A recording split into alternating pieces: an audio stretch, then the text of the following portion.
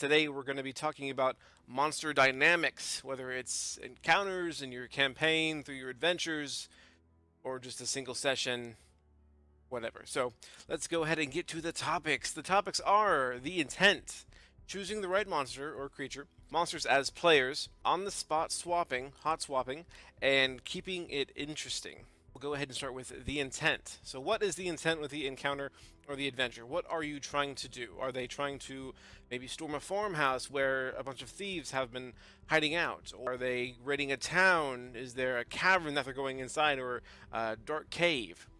So you kind of want to match the monsters, creatures, the NPCs, or whatever you're rolling to for the environment. Now, are they good? Are they bad? Are they evil? Are they there to help you out? Maybe they might not trust you. All these things you have to consider when you're thinking about, I want to put this monster here.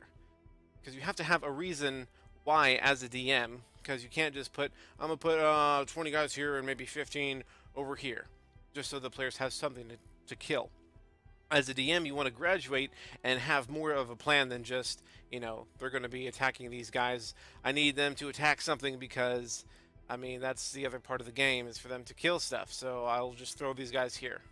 I want to try to put a lot more thought into what you're actually putting in there and why you're putting it in there and the intent of what's going to happen once they meet up with the players. Choosing the right monster.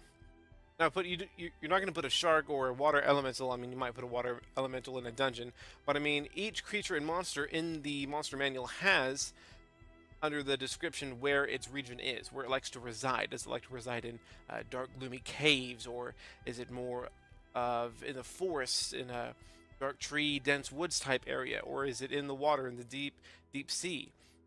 When you're going through the monster manual, it should tell you where those things in the regions that they like to reside.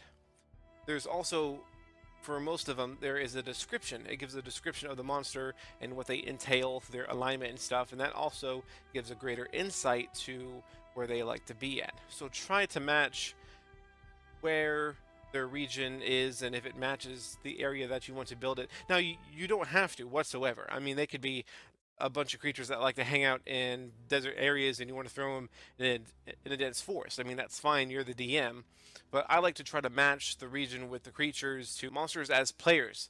Now, you don't, like I've said before, you don't just want to throw some monsters down. Yeah, they need something to kill, so let's put these guys here. You want to have your monsters be clever, make them smart. They're not dumb. They're not just something that's going to sit there just to pick hits, so your players can get XP. Each monster has their own ability scores, their own skills, their own different types of quirks and tweaks that they have. If you have several adventurers coming up to a door and one of them does a perception check on the door to try to see if he hears anything, go ahead and have your monsters roll a perception check to see if they hear them coming first. So they'll have first initiative on the whole attack, opportunity attacks. Have your monsters try to hide from your players. Try to have different tactics and different things working for your monsters against the players, instead of just them being, oh yeah, there's two behind the door standing there with javelins, and for them just to take damage. Have your creatures set up traps, trip mines.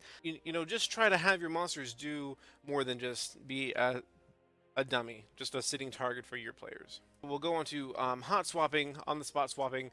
Say you really want these crazy amount of kobolds for your adventure or for your encounter.